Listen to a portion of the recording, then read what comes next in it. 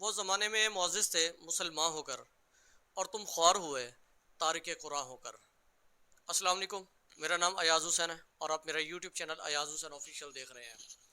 کچھ روز سے ہمارے ملک میں ایک شور و شرابہ مچا ہوا ہے ٹرانسجینڈر ایکٹ کا۔ پہلے آپ کو اس کا تھوڑا سا ایک پہلے بھی یہ واقعہ ہو چکا دنیا میں، اس کا ذرا بتا دوں۔ ایک قوم نے مناسب سمجھا تھا اس قانون کو پاس کرنا، آج سے ہزاروں سال پہلے کی یہ بات ہے۔ یہ میں قوم لوط کا واقعہ سنا رہا ہوں، قرآن پاک میں آپ اس واقعے کو پڑھ سکتے ہیں۔ ان کے نزدیک بھی یہ حلال تھا ٹرانسجینڈر ایکٹ، وہ بھی مرد مرد سے شادی کرتا تھا۔ ان کے نبی نے ان کو روکا، لیکن انہوں نے کسی کی نہ سنی، اور پھر کیا ہوا؟ پتھروں کا ایک ایسا عذاب ان پر نازل ہوا جو جس حال میں پڑا ہوا تھا اسی حال میں پڑا رہ گیا۔ ہزاروں سال گزر جانے کے باوجود آج بھی وہ اسی حال میں ہی ملتے ہیں جب ان کی کھدائیاں وغیرہ کی جاتی ہیں، آج بھی وہ اسی حال میں ملتے ہیں۔ ہماری حکومت نے ایک گھنونی حرکت کی ہے، اس کو گھنونی حرکت ہی کہیں گے، ہم سازش کہیں گے، کیونکہ اسلام اس بات کی اجازت نہیں دیتا کہ آپ کسی معذور کا سہارا لے کر، معذور کے آسرا لے کر اور اس کے حقوق کا پرچار کر کے آپ اس طرح کی کوئی حرکت کریں۔ خواجہ سراج مخنث ہمارے طبقے کا، ہمارے معاشرے کا وہ طبقہ تھے جنہیں نہ ہم جھٹلا رہے تھے نہ ہم ان کو حاصل کر رہے تھے، لہٰذا مجبور ہو کر یہ لوگ اپنے جیسے لوگوں سے جا ملتے تھے اور گناہوں کی تاریک راہوں پر نکل جاتے تھے جہاں سے ان کی واپسی بھی نہیں ہوتی تھی۔ ریاست نے مناسب سمجھا ان کے لیے قانون بنانا، ٹھیک ہے، اچھی بات ہے، یہاں تک تو بنانا چاہیے، ان کو بھی دوسرے لوگوں کی طرح عزت دار زندگی گزارنے کا حق ہے۔ لیکن اس میں غلط کیا کیا گیا؟ کیوں ہمارے مذہبی حلقے جو ہے وہ اس قانون کے خلاف ہیں؟ اس کی شق نمبر 3 اور ذیلی شق نمبر 2 میں یہ واضح طور پر کہا گیا ہے کہ کسی بھی شخص کی جنس کا تعین اس کی مرضی کے مطابق ہوگا۔ نہ یہاں پر کوئی میڈیکل بورڈ بنانے کی ضرورت ہے، نہ یہاں پر آپ کو کوئی میڈیکل کرانے کی ضرورت ہے، کوئی تحقیق کی ضرورت نہیں ہے۔ اس گندی حرکت میں ہم نے یہودیوں کو بھی پیچھے چھوڑ دیا ہے۔ برطانیہ میں بھی یہ قانون ہے، لیکن وہاں پر یہ شرط ہے کہ اگر کوئی اس طرح سے بندہ کلیم کرتا ہے تو اس کا میڈیکل کرایا جائے گا، اور اس کو جو ہے اس طرح سے نہیں کہ کوئی بھی اٹھ کر کہہ دے کہ جی وہ مرد ہے، وہ عورت والی فیلنگز ہے تو اس کو بس ٹھیک ہے شناختی کارڈ دے دو، ایسا نہیں ہے۔ وہاں پر تحقیقات کی اور میڈیکل کرانے کی شرط رکھی گئی ہے۔ ہمارے اسلامی جمہوریہ پاکستان میں یہ شرط نہیں رکھی گئی، بس اتنا کہہ دینا کافی ہے۔ جھوٹا بیان حلفی آپ جا کر نادرہ میں جمع کروائیں کہ کوئی مرد وہ کہے گا کہ جی عورت والی فیلنگز آ رہی ہیں، عورت والا شناختی کارڈ بنا کر دے دو۔ کوئی عورت کہے مرد والی فیلنگز ہو رہی ہیں، اس کو مرد والا شناختی کارڈ بنا کر دے دو۔ کوئی اگر مرد فرض کریں کہتا ہے کہ جی عورت والی فیلنگز آ رہی ہیں تو اس کو بنا کر دے دیا جاتا ہے عورت والا شناختی کارڈ۔ یقیناً وہ عورت وہ ایک مرد سے شادی کرے گی نا، لیکن تھا تو حقیقت میں مرد وہ۔ اس طرح سے دو مرد کی آپس میں شادی ہو رہی ہے، یہ گھنونا عمل کیا گیا ہے، اور افسوس سے کہنا پڑ رہا ہے کہ شاہد خاقان عباسی جب وزیر اعظم تھے ان کے دور میں یہ پاس ہوا تھا، اور آج اس کو جو ہے نافذ العمل بھی کر دیا گیا۔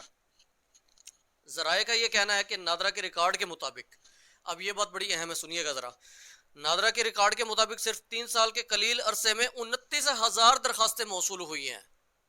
آپ اندازہ کریں ذرا، ہم کون تھے، کیا تھے، ہم کس راستے پر ہم نے جانا تھا اور ہم کس راستے پر نکل پڑے۔ 16,530 مردوں نے جنس عورت میں تبدیل کروانے کی درخواست کی ہے، اور 15,154 عورتوں نے مردوں میں جنس تبدیل کروانے کی درخواست کی ہے۔ 29,000 درخواستیں موصول ہوئی ہیں محض 3 سال کے عرصے میں۔ یہ ہے میرا جسم میری مرضی کا نتیجہ، اور ابھی آپ ان کو حقوق دیں اور ان کو جلد سے ریلیاں کرنے دیں۔ ابھی آگے سنیں ذرا، وہ آگے بتا رہا ہے کہ جن لوگوں کا یا جس طبقے کا سہارا لیا گیا تھا اور جن کے حقوق کا پرچار کیا گیا تھا ان کی صرف 30 درخواستیں موصول ہوئی ہیں۔ یعنی کہ آپ اندازہ لگائیں کہ ہماری عوام کس راستے پر چل نکلی ہے، اور حکومت بھی باقاعدہ سپورٹ کر رہی ہے اس چیز میں، نہ کوئی روک ٹوک ہے، نہ کوئی میڈیکل کی شرط ہے۔ جن کا سہارا لیا گیا تھا، جو اصل حقدار ہیں، جو جنس تبدیل کروانے کے حقدار بھی ہیں، ان کی صرف 30 درخواستیں ہیں 3 سالوں میں۔ 21 خواجہ سراؤں نے مرد کے طور پر اور 9 خواجہ سراؤں نے عورت کے طور پر حیثیت اختیار کرنے کی درخواست کی ہے۔ یہ ملک پاکستان اس لیے نہیں بنا تھا کہ اس طرح کی گھنونی حرکتیں کی جائیں اپنے مغربی آقاؤں کو خوش کرنے کے لیے، اور ان کے کہنے پر آپ جو ہے اسلامی جمہوریہ پاکستان کے آئین کے ساتھ کھلواڑ کرتے رہیں۔ یہ ملک اس لیے بنا تھا، یہ قائد اعظم کا ایک فرمان ہے، اس کا میں آپ کو یہ بتا رہا ہوں مفہوم ذرا، کہ یہ ملک جو ہم پاکستان بنا رہے ہیں اس میں اسلامی اصولوں کو آزمایا جائے گا۔ کیا آزمایا جائے گا؟ ہم دنیا کو یہ بتائیں گے کہ دیکھیں جی، سود کے بغیر کوئی ریاست کیسے چلتی ہے۔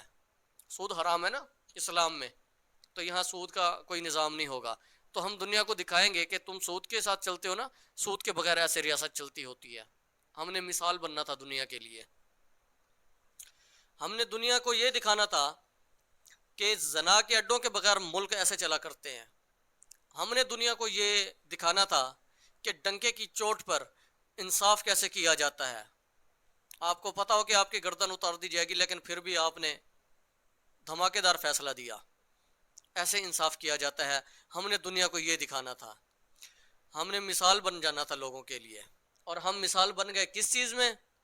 ہم مثال بن گئے اس چیز میں کہ 2 نمبری میں اور اسلام مخالف قانون نافذ کرنے میں ہم نے ان لوگوں کو بھی پیچھے چھوڑ دیا ہے جو سرے سے اسلام کے ہی مخالف ہیں اور سرے سے پاکستان کے ہی مخالف ہیں۔ ہم نے ان کو بھی پیچھے چھوڑ دیا۔ امید ہے حکومت ہوش کے ناخن لے گی۔